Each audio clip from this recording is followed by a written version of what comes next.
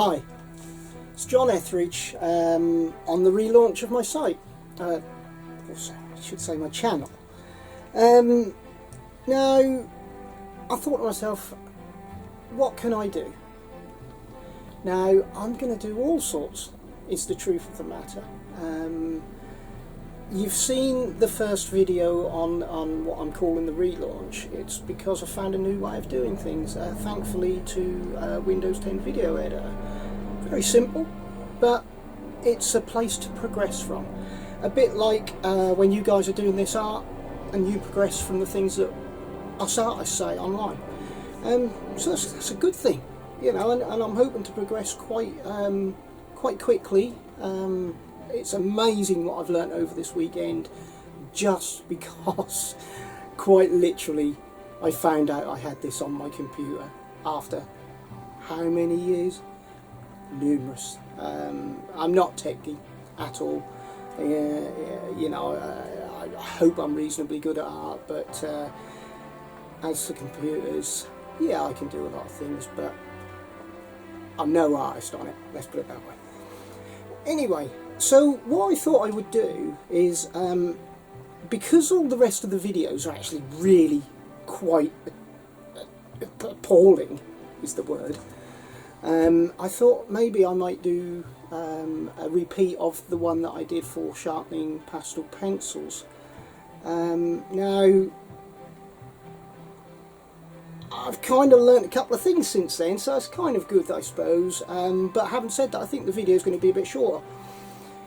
So let's kind of get right into it, shall we?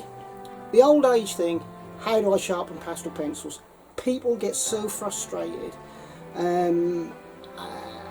So here we go. Right, pardon me. Option number 2. I saw this around about the times I did my last video, and it was actually recommended by an artist on YouTube, and he swears by it, and it may work for him. I don't know, I might have a faulty sharpener. Having said that, this is an excellent option, but it's not going to last as long as what you think. Right, now I probably did, I don't know, maybe 10 pictures with that, so it's quite a lot of sharpening, to be fair, and maybe had it a year, and you know, it will last. But the blade, again, just like all these other manual sharpeners, will blunt with time. All the other sharpeners I've tried, which are very similar to this swordfish one, have blunted very quickly. The swordfish one is the best of them, there's no doubt about that, and the chap who used it, he's absolutely right, this is the best option. How he's made that last the years that he says he's made it last, I don't know, because I obviously followed his take on things, and you know, I'm probably putting a graphite pencil through this every 4 or 5 sharpens at minimum, or at the least rather, and you know, it was great point on them, great everything, but after a relatively short time that blade is going to blunt. Now, the one good thing is, as opposed to all the other manual sharpeners, or most of the other art sharpeners that I know of anyway, is that you can replace the blade by just unscrewing this piece here and putting a new blade in. But that's another 15 quid. Do you really want to be forking that out? I mean, I got this off eBay, so I was very lucky, and I got it at a good price, but I think they're probably between £15 and £25. And then if you're going to do 10 pictures and then have to replace it with another £15 blade, you know, albeit it's better than what your hand sharpener is, the costs are going to be pretty much the same. But that is another very safe option if you don't mind replacing that blade every now and then. Okay? Now, this isn't going to be to everybody's cup of tea, and I fully understand that, but not being funny, this bit here, look, I mean, I'm running my fingers up. That's not going to hurt you. The only bit that's going to hurt you is the actual blade. Alright, and if you hold it like that and push it, you're going to have no problems. Like I said, it's not everybody's cup of tea, and I can understand that, and it probably is better to have that in a handle. I'm not advocating this, but I'm just saying the ways I've found, and this is what I prefer, or one of the methods I prefer. I quite like this one. So you basically you get hold of the pencil, right, and you get hold of the blade, just like that. Nothing better than that. You put your finger underneath where the tip is. Now, when you sharpen this, you can see, as again, and I said in my last video, there's a lot of room there. And if you're going to go like that, or like that, then you're going to cut yourself. But what is the likelihood of you doing that? There's not a lot of likelihood of you doing that and doing that. What reason would you have to do that? You just go that way, don't you? And that's an automatic way of sharpening, so you're not going to do them silly things. The only problem I can foresee, and I've never had that problem, is that you might get stuck on the pencil and it might slip. But then, having said that, it's going to get stuck and it's going to go backwards and it's not going to hurt you. Okay, this is my opinion, and I'm not going to let you take it as gospel. This is just my opinion and how I would use it. And like I say, there's all that room through there. So what you would do is you would hold the pencil with your finger under there. I'll come a bit closer to the camera. Okay. And you would place your blade there, like that. And you would push, like that. Alright? And you chip away. Now, a couple of things come from that, is that because you're pushing the blade, rather than pulling the blade,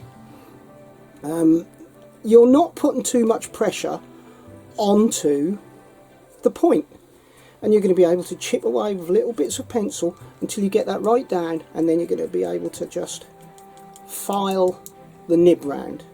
Alright, so now that's a good way. I have to say, in all honesty, this isn't the sharpest one. This is one I've used before. So you know, like everything though, these blades, you're going to go through these blades, but they're probably more economical to replace. But you can see I'm just doing it, standing here, and every now and then I'm looking at the video camera, and it's causing me no problems whatsoever. I'm pushing with my thumb and pulling back the pencil at the same time. No problems whatsoever. So actually, I love doing it this way. If I had £1 for every time I am asked by my students to sharpen their pencils, and I end up doing it this way just by default at the time, well, I wouldn't have to be worrying about YouTube videos, would I? Anyway, so you can do that. Right, now keep that blade in your mind, because I've got something at the end of the next few things, or few items, that will come together to help you keep them sharp and will keep your costs down. Right. So the next thing is the X-Acto knife, right? Now I have a very blunt blade in here at the moment. If you look at the tip, you'll see it's flat. That tip has broken off. Again, keep that in your mind along with the Stanley knife blade for this thing that I'm going to suggest at the end, which is what I've found, and which means I'm not going to have to keep buying blades, and I'm going to save myself money, right? So I bought the X-Acto blade, Stanley knife, whatever. That's all I'm going to have to do. Right, so the X-Acto blade pretty much is the same. The only trouble with the X-Acto blade is, well, I wouldn't say it was a trouble, but a difference, right, is the fact that you're going to have to do it this way. Sorry, let me stand up again. You're going to have to do it this way rather than pushing it. So there's a little bit less control. You're not going to do that and that again. There's a little bit less control by doing that, right? And you're having to drag it over the pencil again. You're pushing down at the same time, which could affect your nib, which is why you need to keep sharp blades in there, which I will get to, like I keep saying, at the end of the video. In fact, this blade is so blunt, it might be a good option for me to show you the example that I'm thinking of. And then you've got your full Stanley blade. Now, I think this is a carpet fitted Stanley blade, so it's quite a meaty, manly looking one. You can buy smaller Stanley knives than that. And I do have another one somewhere which is probably better for the ladies out there, and probably not so nasty looking and will help.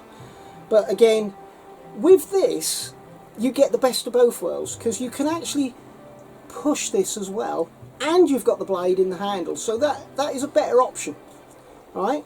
So if I stand up and I show you, right, look, I'm going nowhere, well, I'm going near my fingers obviously, but not to any degree that I'm going to hurt myself.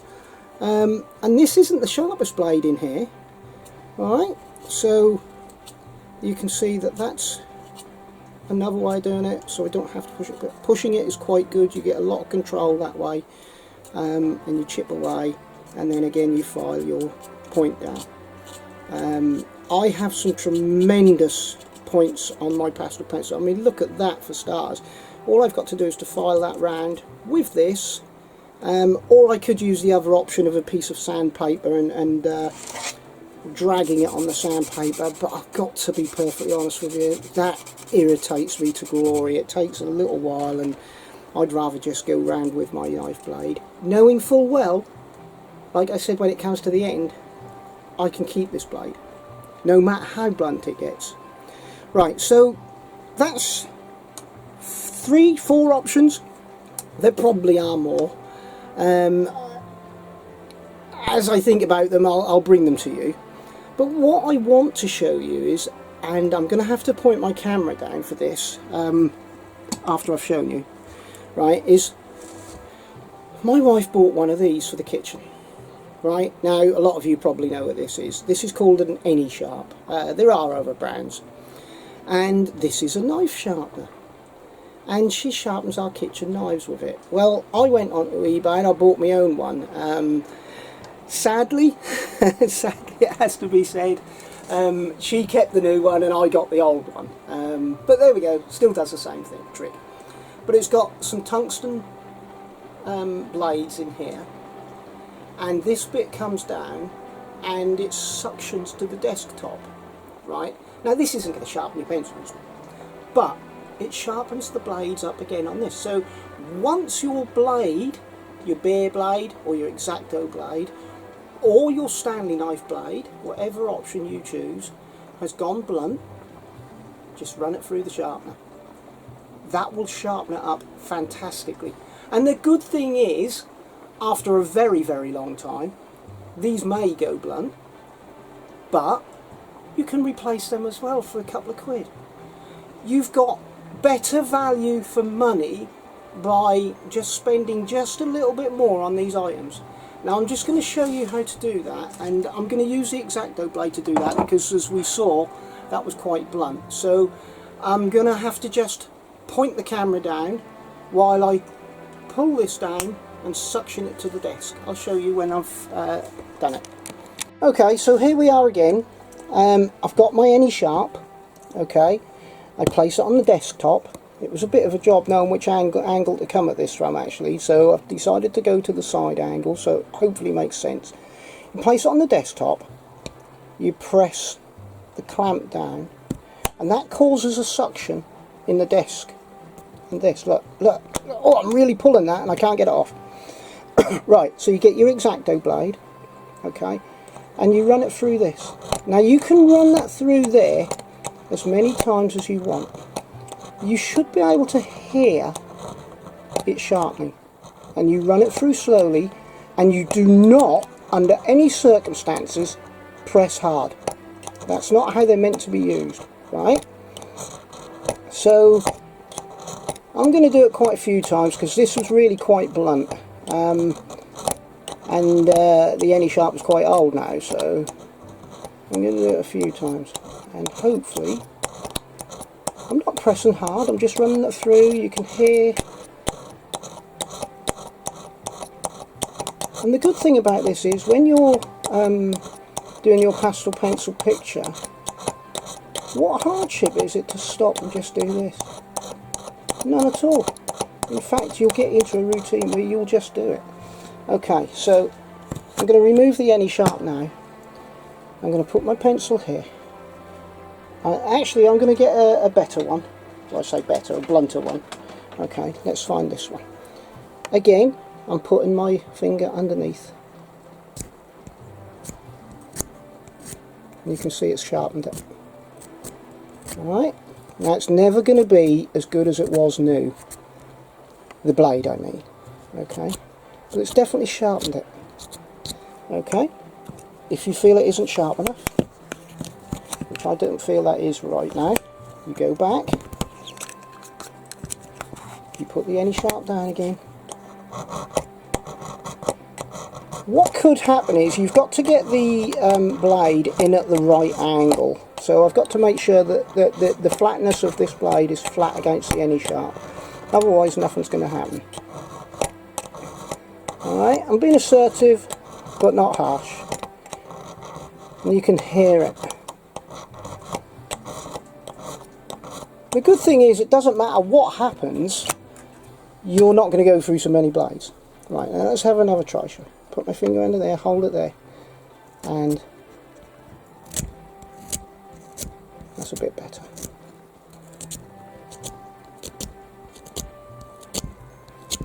It's not perfect, but it's better. It's going to save you money. I have to say this is quite an used and abused blade, so what I'm getting is pretty good considering. But you'll get the gist of it once you start using it. You can see it's sharpening, and then just, if you want that sharper, file it round right at the tip. Nothing's going to hurt you. You can see how quick I'm going. Nothing's going to hurt you, and I'm at a very strange angle doing this because I'm resting my hand on the desk. But you turn the pencil as you're going. You can see all the dust starting to gather on the table, and hopefully you can see the point getting better. Well, I'm going to stop there, but you can see from that, look at the point I'm getting. It's not as pointy as I make them, but it's getting there. Doesn't take long once you get the hang of it and you get used to it.